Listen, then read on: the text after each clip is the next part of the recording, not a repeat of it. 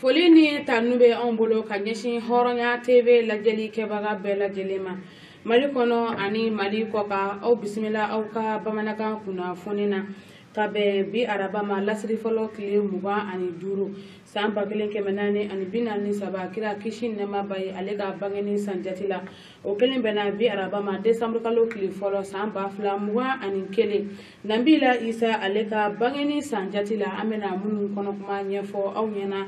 bakuru ba fola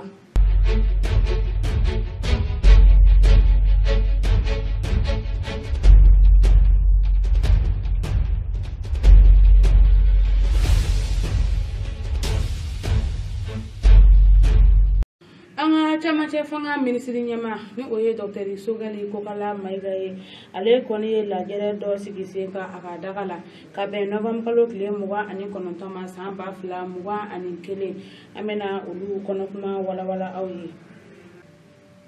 Novembre kalo kile folo samba fla muwa ani kele mali le kolu koni tara ga tomotu marabulula kakanyani metriko darlawye ye koni kalambela jinema sekata nyonfe nede bina ke anga kuna funya la kuma boyi amana munu soroga faroka jamana kuna funya warawla ninga farajien famare ke warawka ambe ulu kono kuma nyefa au nyana au bismillah kokura au ka bamana kan kuna funya kena ka soni amena munu kono kuma wala au ye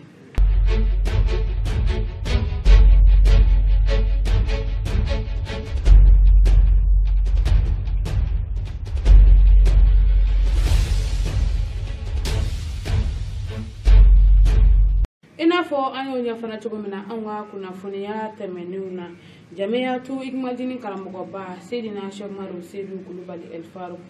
aloko islameka keleke bangu ko koni dowi ode hukumu konana fargu kelemeka dongren kene uta abe do kalanke araka duba konana bako jikroni hedama kono nela koro odu kolna bilebile do wetene do kalen min koni kera ka be novem kolo kle muga ani kono Thomas tamba fla muga ani kele ala Cheikh Maru Seydou Kulubali alere da garo la bako jikroni mi sefa alislame chama olutume kene konana munu bara bamako anate mundugula ninga fara revolution ikmalin tondonka ala Cheikh Maru Seydou Kulubali aga hamna ko de kasaka do ke an faso mali ka do ke jamiatu ikmalin tondoni ninga do ke jin alislami ni ma bela jeni wala sa am saka balo he an lafiya ko na tuga mina kasaka fa muso no kuma kan na ujuma sina yogo alana ka jatala tumi an faruka o bla sale kaula an kira de Muhammadu sallallahu alaihi wasallama minga kusani danve be ale de bi wele ko sahibul mujizati ala ye kabako be fara nyonga ka di chemima kira temena ala ye mujiza da bema medode dirima abemedima modode dirima abemedima ulazimu ye cheduri uba fo chuya mena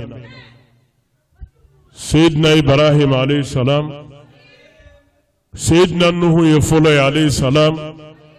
kafara Seydina Ibrahim kani Seydina Musa ani Seydina Isa ani Seydina Muhammad alayhi salatu wassalam ni kira baduru nunu ne ka kusaddan vebe wo ka koka bo ka teme kira betaka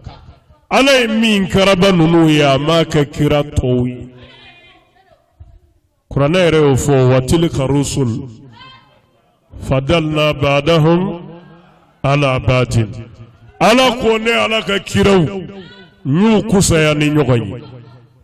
menunu besona mujiza dodela abefer na nyogonga ka dimima ode Muhammadu sallallahu alaihi wasallam ala kabako konondo di Musa ma Qur'an be minfo Nabi Isa alayhi salam ala kabako fara nyonga ka dama akumi shunya maya Isa kumi fiendo nyele abi kuna to kenaya abi bagito kenaya ani kabako chama ala mindi Isa ma ngakira Muhammadu sallallahu alaihi wasallam ala ya bedi fara nyonga ka di alima ni Isa kumi fiendo nyele ma nyele aba bulu de day nyedala ka dugawu kɛ k'i ɲɛda salo n'o kɛra i ɲɛ bi yɛlɛ o mɛ Abdulayi den a y'o kɛ maa caman na kitabu shifa de filɛ n bolo nin n'i ye nin lajɛ a kɛ babu min bɛ kuma banaw kɛnɛyali kan n'i y'o lajɛ kira ye fiɲɛ dɔ hakɛ min ɲɛ yɛlɛ a bɛ na n'a ye a y'a bolo da dɔw ɲɛ kan k'olu ɲɛ yɛlɛ nka dɔw bɛ yen a m'a bolo da olu kan koyi a y'olu bila baara de la t'a fɔ Ala ye ko ne kama n'o kɛra i ɲɛ bi yɛlɛ tari ma faamu ɲɛ n bolo da i ɲɛ kan t'o la dɛ magari la t'o la dɛ taa ne jira Ala la n'o kɛra degun min b'i kan Ala b'a ta mana ni dugawu in n bɛna kalaw ye n b'a ɲini aw fɛ a ka ne dugawu in durusi fiɲɛdɔya dama tɛ degun o degun mana y'i la kira de y'a fɔ kisi nama b'a ma kira jira Ala la nin jira cogo in na ta i k'i ka degun fɔ n'o kɛra fo Ala k'o degun wuli ka bɔ i kan tara ma faamuya ni hadisa ye an ka hadisa kitabu bɛɛ nana n'a ye min ya kuma in na kale o de Usman ani Usman bun Affan ti kelen ye Ala kira ka sahabaw la Usman tɔgɔw kun ka ca la kisi nama b'a ma ni Usman in bɛ wele ko Usman bun Hunayf ale de ye ni hadisa in lakale hadisa in bɛ Nisa'i la ani Tirmidhi ananga hadisa kitabu baba chama mana ko do la usigile ko fiendo do de nana Ala kira yɔrɔ la kisi nama bama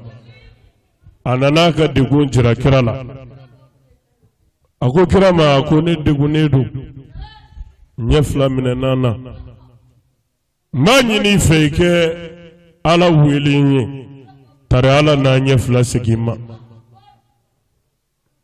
ko kira ko a ka muɲa a ka sabali ni Ala ye silamɛ la jarabi n'i y'a sabali bonyabaw de bɛ o kɔfɛ nin ye tiɲɛ ye wallahi ni Ala ye silamɛ jarabi ni jarabi fɛn o fɛn ye o kɛra bana ye o kɛra fandaya ye o kɛra degun sifaya o sifaya ye k'o bi n'i degun ni Ala y'o s'i ma n'i y'a sabali bonyabaw de b'o kɔfɛ Ala bolo ka d'i ma diɲɛ kɔnɔ yan ni lahara wa Ala yɛrɛ ka bonyaw a si ti dayɛlɛ jɔn ye fo gɛlɛman dɔw sabalilen kɔfɛ bilahi wa jɔyɔrɔw bɛ Ala bolo o ti sɔrɔ fiyewu fo degun gɛlɛn ni kamana gan gɛlɛn i k'o sabali Ala kama o de kɔfɛ o bonyaw bɛ sɔrɔ bana gɛlɛnw b'o la fandayaw b'o la mɔgɔw su ka k'i kan u ka kabako da i kan o b'o la ani degun caman Ala ka bonya dɔw bɛ yen o dayɛlɛ ni tile de y'o ye ni Ala y'a s'i ma n'i muɲuna ka sabali i bɛ bonya min nɔfɛ i b'a sɔrɔ mɛ n'i y'i kun jɛngɛ a jɛngɛtɔ bonya in fana bɛ jɛngɛ a fɛ Ala ka sabali di an ma.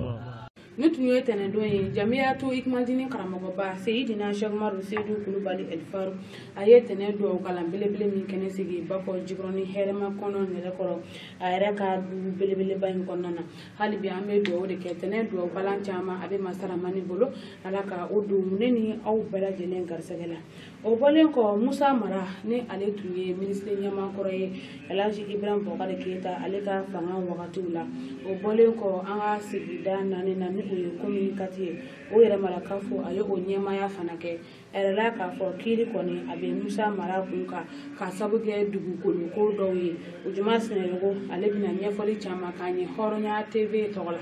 Musa Mara ka weleli min filɛ nin ye ka taa jɔ kiiri tigɛlamaw ɲɛfɛ ni affaire min kɔni filɛ nin ye a sɔrɔla ka sabu kɛ Musa Mara ale ye commune kati yɛrɛmarakafo ɲɛmaaya kɛ waati tɛmɛnenw kɔni na ka maaw hakili lajigi k'a fɔ ni yɛrɛ ɲangi ninnu bina kabini san 2017 waatiw la ka sabu kɛ dugukoloko dɔ ye n'an k'a ma ko titre foncier a nimero ye 49 jateminɛw y'a yira k'a fɔ a bɛ maa min kɔni tɔgɔ la o ye Dojo ye ka bɔ Jikɔrɔni Para la Bamako ale sigida 4 na o kɔnɔna la wa a musaka o bi taa se sefa wari ale $92 ɲɔgɔnna bɔɲɔgɔnko ma ko titre foncier gɛrɛw bɛ yen tuguni Mamaribugu Kalabanbugu Sibiribugu ninnu bɛɛ lajɛlen titre foncier minnu kɔni filɛ nin ye o bɛɛ kumaw kɔni bɛ a la titre foncier ni a bɛ Dojo tɔgɔ la Kampara la ni maa kofɔlen ninnu kɔni y'a yira k'a fɔ a feerela maa kɛrɛnkɛrɛnnen dɔ ma sɔrɔ busɔnbaga dɔ kɔni ma minnu ni bisi basa caman kɔni bɛ a ko la ni affaire min kɔni filɛ nin ye hali bi ka maaw hakili lajigi k'a fɔ maa dɔ bɛ yen ko Alassane Sidibe ale tun ye mairie ka 3e adjoint Bamako sigida 4nan kɔnɔna la a ka caw tun ɲɛsin bɛ dugukoloko koɲɛw ɲɛnɛbɔli ma san 2016 san 2019 o waati in de la i b'a ye k'a fɔ Musa Mara ni ale parti yɛlɛma yɛrɛ ɲɛmaa ba ye wa o cogo kelen fana kɔni don gɛlɛyabaw ninnu wulila ni cogoya ninnu de la ko ni Alassane Sidibe yɛrɛ ta k'a lajɛ ale de nara buguri bɔ nin ko in kɔni ɲɛma ka sabu kɛ ale de ye demakasi sɛbɛ ka o kɔni don wa ni Alassane Sidibe min filɛ CNT yɛrɛ maa don an bɛ waati min na i ko bi ka kɛɲɛ kɛ ni sɛgɛsɛgɛli minnu kɔni ye nin ye i b'a ye k'a fɔ commune kati maa ɲɛmaa kɔrɔ dɔw fana kɔni bɛ yen i n'a fɔ Isa Gindo ale ye RPM maa ye ka fara maa min ye ale nɔrɔbila Sirima Bacili ka fara Isa Sidibe kan ale fana URD maa ye ninnu bɛɛ lajɛlen kɔni septembre kalo tɛmɛnen ninnu bɛɛ lajɛlen kɔni minɛra ka sabu kɛ ko u ye foroba nafolo u ye o yuruku Musa Mara a kɔni taara lamɛn dɛ nga ɲangi foyi kɔni ma da a kun a donna ka so jateminɛw y'a yira ani kiiri tigɛlamaw y'a ɲini a fɛ alamusa a bi wajibiya a kan a kana kiiri tigɛlamaw kana olu lamɛn wa Musa Mara yɛrɛ fana y'a yira k'a fɔ kiiri tigɛlamaw ye n wele ani n ye ko kɛ ko o ko kɔni tɛ kelen ye fo maaw ka o faamu wa alamusa fana Musa Mara nata jɔ kiiri tigɛlamaw ɲɛfɛ tuguni pour ka se ka ɲiningali dɔw ka olu ka a la fo ka taa fɔ nin ko in kɔni banna an bɛ dugawu de kɛ hali bi ala ka bɛɛ ni kelenya sabati malidenw yɛrɛ dama ni ɲɔgɔn cɛ o kɔlen kɔ i n'a fɔ an ye a ɲɛfɔ cogo min na an ka kunnafoniyaw daminɛw na novembre kalo tile fɔlɔ san 2021 Mali lakɔliw bɛɛ lajɛlen kɔni taara nka Tɔnbukutu marabolo la kɛrɛnkɛrɛnnenya dire ale kɔni lakɔliw bɛɛ lajɛlen ma se ka taa ka sabu kɛ ekɔlimɛtiriw dɛsɛw ye o jumɛn Sinayogo ale bɛ o tɔ ɲɛdɔn lakɔli wuli kɔni kɛra anw ka jamana kɔnɔna la ka kɛɲɛ kɛ ni gouvernement ka fɔ ye ka bɛn novembre kalo tile gale ma san 2021 nka n'an taara Tɔnbukutu marabolo kɔnɔna la kɛrɛnkɛrɛnnenya la u ka dugu min bɛ yen ni o ye dire ye i b'a ye k'a fɔ lakɔli wuli kɔni ma kɛ fan bɛɛ lajɛlen fɛ i n'a fɔ a kan ka kɛ cogoya min na ka sabu kɛ lakɔli karamɔgɔ minnu bɛ dire olu caman kɔni tɛ yen nin waati in na ka kɛɲɛ kɛ ni maa ɲɛmaa dɔ ka kɔrɔfɔ ye dire kaw fe yen nɔ ale y'a yira k'a fɔ lakɔlimɛtiri damadɔ minnu bɛ yen nin waati in na ni olu b'a la ka baara kɛ olu kɔni tɛ se ka kilasi bɛɛ lajɛlen kɔni ta wa lɛrɛw fana ka ca u ma ka sabu kɛ lɛrɛ hakɛ dɔ bɛ yen lakɔlimɛtiri kelen o ma tɛ ka tɛmɛ o kan o cogo kelen fana kɔni don ko n'i y'a ta k'a lajɛ lakɔli wuli olu kɔni ma se ka kɛ i n'a fɔ a kan ka kɛ cogoya min na lakɔli karamɔgɔ muso dɔ bɛ yen min tɔgɔ Madame Traoré Tegite ale bɛ kalan kɛ duguma kalanso la a kɔni y'a yira k'a fɔ gouvernement kan ka i jɔ a jɔyɔrɔ la wajibi don u kan u ka fɛɛrɛ ni dabaliw sigi sen kan gɛlɛya minnu bɛ denmisɛnw kan ani denmansaw ka se ka o gɛlɛya ninnu kɔni lajɛ a y'a yira an bɛ waati min na i ko bi gɛrɛfu banbali minnu bɛ an ka lakɔli kɔnɔna la o caman de bi ka na ni nin sababu ninnu ye o kama olu ka lafasatɔn ni o ye syndicat ye o ye a retire ka bɔ lakɔli karamɔgɔw olu ka lafasatɔn na o kama bi olu yɛrɛ kɔni bɛ kilasi kɔnɔna la ale b'a yira k'a fɔ fo denmisɛn minnu b'a la ka kalan kɛ nin ye an bɛɛ lajɛlen denw de wa ni u kɔni ma dɔnni kankuruyalen sɔrɔ u bi kɛ maloyala ko ba ye Mali ɲɛmaa bɛɛ lajɛlen ma. Denmansa dɔ fana bɛ yen min tɔgɔ Aluseni Sisi ale kɔni y'a ka nisɔngoya yira kosɛbɛ. A ko gɛlɛya fɛn fɛn bɛ anw ka kalanko la nin waati in na gouvernement ani lakɔli karamɔgɔw olu de jɔda ka bɔ a la kosɛbɛ. A ko gɛlɛya min bɛ gouvernement ani lakɔli karamɔgɔw ni ɲɔgɔn cɛ ko nin gɛlɛya in kɔni mɛnna kosɛbɛ kosɛbɛ wa ale t'a faamu gouvernement bɛ se k'a sigi k'a ɲɛ jɔ ko bɛɛ lajɛlen na u k'u jilaja hakɛ minnu ni u ka ɲi ka di lakɔli karamɔgɔw ma u ka o hakɛw di u ma pour kalan bɛ se kɛ cogoya min kɔni na. A ko n'i ye lakɔli karamɔgɔw fana ta k'a lajɛ u fanba bɛɛ lajɛlen t'an bɛ u da jamana worodugu yanfɛ dugu olu kɔni kɔnɔna la u bannen don ka na jamana cɛmancɛ walima jamana kaɲangalanfan o fɛ n'an ko jamana nɔrɔlanfan ka kɛɲɛ ni o kɔni lahalaya in ye sa gouvernement fana kɔni kɛn bɛ k'a da kɛ a bɔnbɔn ye n'a ma ɲa k'a fɔ lakɔli karamɔgɔ minnu ka ca bɛnnen don jamana kaɲangalanfan ma a bi wajibiya u kan u ka ta ka se ka taa kalan kɛ i n'a fɔ a ka ɲi ka kɛ cogoya min na wa o dɔrɔn tɛ a ko hali n'i ye Bamako ta k'a lajɛ kalanso caman bɛ yen bi i n'a fɔ Kalabankura ale groupe scolaire ba Sogonikɔ ani yɔrɔ caman gɛlɛya fana bi o lakɔlikow la k'a sabu kɛ kabini kalan tara lakɔli mɛtiriw fana kɔni sigilen don nin waati in na.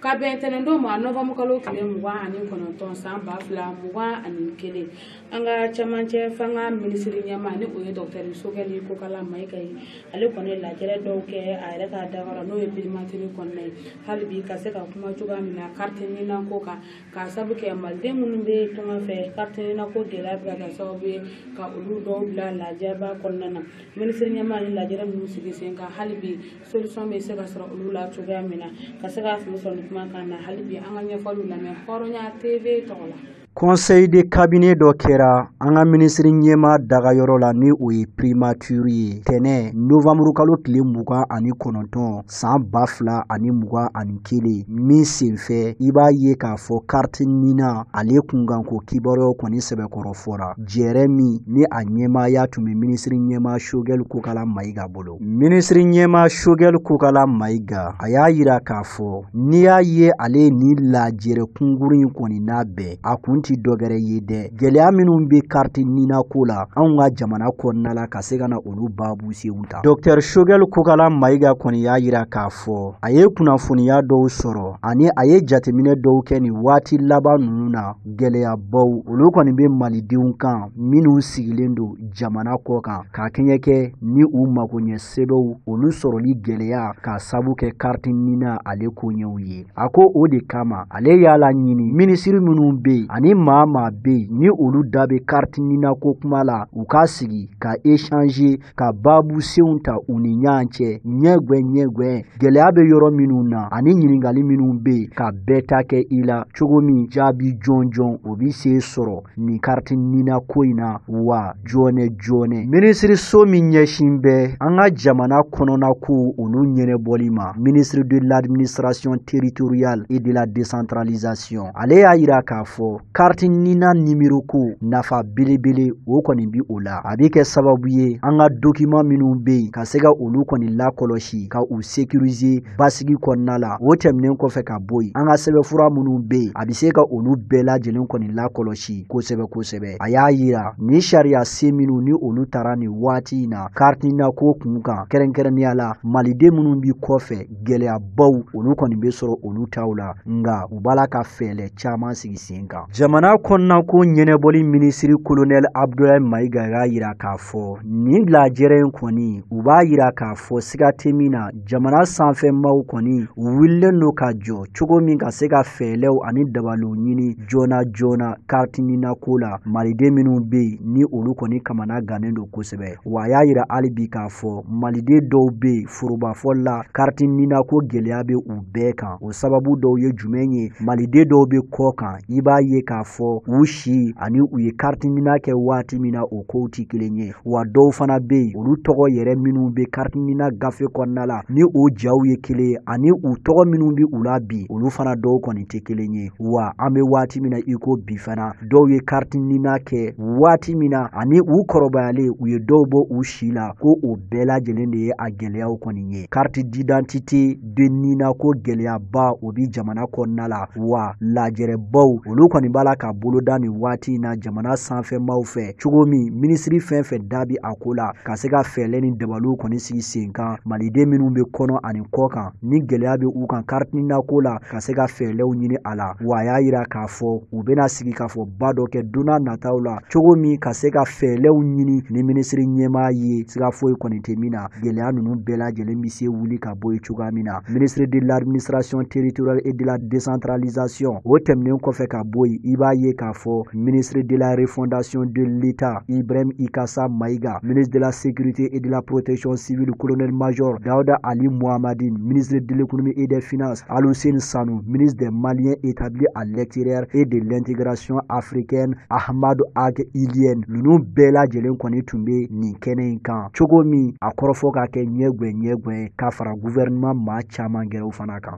O de fana bɛ an sɛnsɛn ka taa diɲɛ fan wɛrɛ kibaruyaw la o juma Sinayogo ale sera ka jamu fara ɲɔgɔn kan ka bɛn bi araba ma Decembre kalo tile fɔlɔ san 2021 ne ni aw an ka ɲamada o jaw fɛ.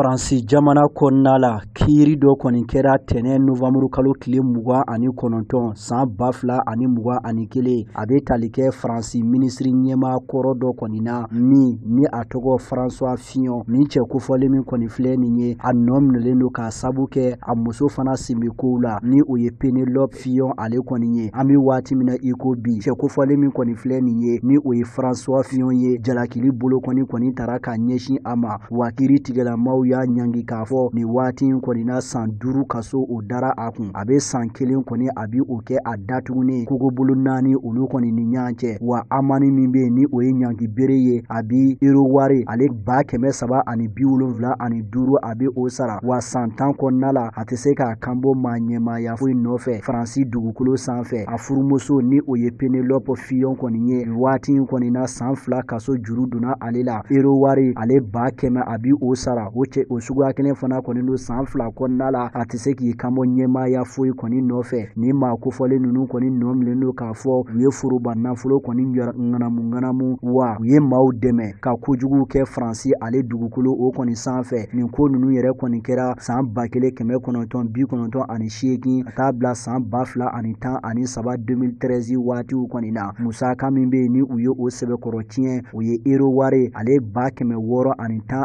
ɲɔgɔn na bɔ ɲɔgɔn ko ye wa fɛn min ye lafasalibaw ye olu kɔni y'a yira k'a fɔ u bɛna wele kɛ tuguni k'a sabu kɛ ko minnu ni olu ka kiliyanw kɔni ɲangina olu la olu fana kɔni ma faamu kɛ a kow la.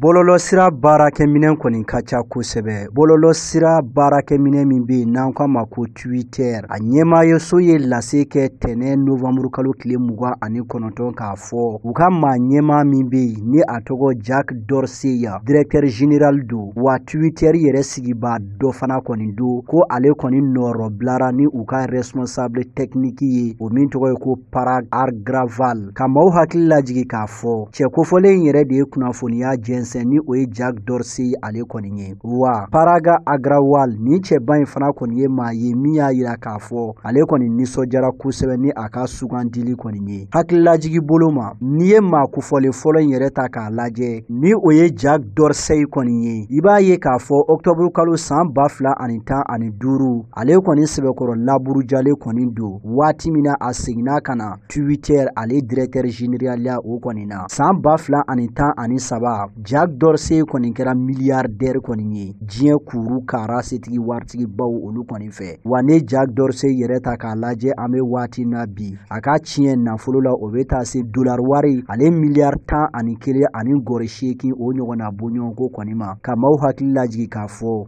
Jack Dorsey ye Twitter maa ɲɛmaaya kɛ san 2007 ani san 2008 ka sabu kɛ a ka baara kɛko jugu ye u y'a galon ka bɔ yen san 2015 a tilara kana kɛ maa ɲɛmaa ye tuguni wa a nɔrɔbilalen filɛ nin ye tuguni ni u ka directeur technique yɛrɛ ye ni o ye Paraga Agrawal ale kɔni ye.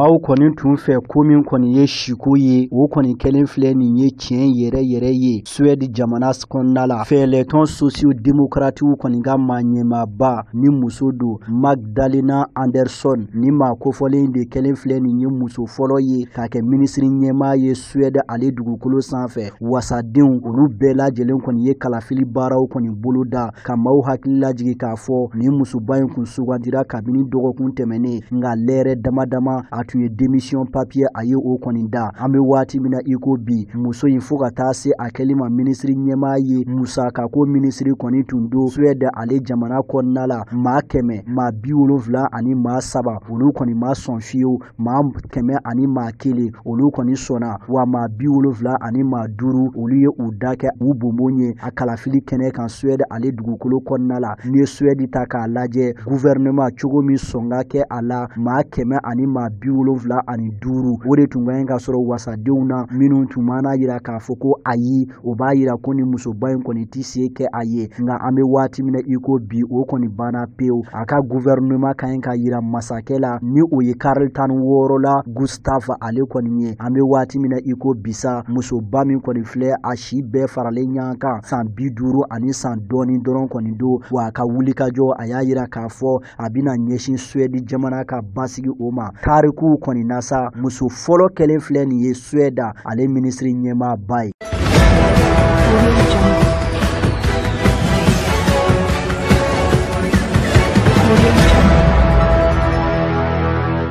Ka se ka bi kunnafoniya ninnu bɛɛ lajɛlen kɔni kun cɛ sa an bi taa Éthiopie ale jamana kɔnɔna la Éthiopie minisiri ɲɛmaa Abiy Ahmed a ye wele bila tarata tɛmɛnen rebelliw ma k'a fɔ u kana u yɛrɛ di wa a ye sɛbɛntiyali kɛ k'a fɔ gouvernement kɛlɛkɛcɛw Éthiopie jamana tɔgɔ la u kɔni bala ka magɛrɛ sebaaya la nin waati in na nin kuma in kɔni fɔra dɔgɔkun kelen Abiy Ahmed yɛrɛ kɛlen ka bɔ biro kɔnɔna la ka taa kungofin kɔnɔ ka kɛlɛkɛfini don ka se ka bila kɛlɛkɛcɛw olu yɛrɛ ɲɛkun tilenna pour ka se ka juguw kɔni sɛbɛkɔrɔ larawe a y'a yira k'a fɔ Éthiopie sifinw kɔni bala ka u sen da u bɔra maa minnu na olu kɔni sen da nɔ la tarata tɛmɛnen video dɔ kɔni na Abiy Ahmed i b'a ni teni kɔni jɔlen ye ni o ye kɛlɛkɛfini ye a b'a yira k'a fɔ Afar marabolo u ye olu bɛɛ lajɛlen kɔni kɛ u ta ye wa u ɲɛsin bɛ nin waati in na jamana yɛrɛ tilebiyanfan o kɔni ma ka maaw hakili lajigi k'a fɔ rebelle u kɔni bɛ fɛ sira min bɛ bɔ Djibouti ka taa Addis Abeba ale kɔni kɔnɔna la ka o sira kofɔlen kɔni tigɛ nin waati in kɔni na dimanche tɛmɛnen jabaraniso foroba jabarani ko don olu kɔni y'a yira k'a fɔ Afar marabolo ka fara sifara kan nin bɛɛ lajɛlen kɔni kɛlen don kɛlɛkɛcɛw ta ye nin waati in kɔni na jɔrɔ kama États-Unis jamana Faransi jamana Royaume-Uni jamana Gɛrɛsi jamana ka fara jamana caman kan olu y'a ɲini u ka jamanadenw fɛ ni u bise u ka bɔ Éthiopie ale jamana kɔni kɔnɔna la ka maaw hakili lajigi k'a fɔ san 1 filɛ nin ye nin kɛlɛ in kɔni bi sen na TPLF cɛdenw ani gouvernement ni ɲɔgɔn cɛ Éthiopie ale dugukolo sanfɛ.